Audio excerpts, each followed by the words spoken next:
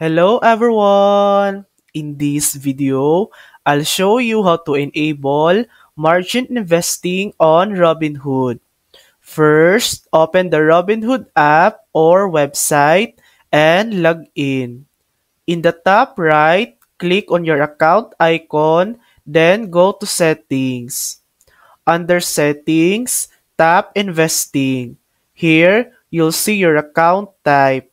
If your account is already a margin account, you're good to go.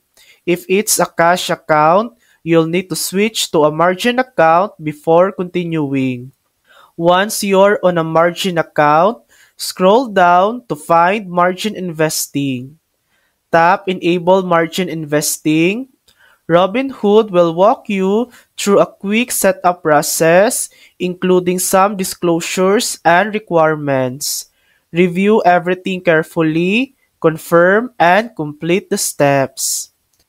And that's it. That's how to enable margin investing on Robinhood. Thanks for watching.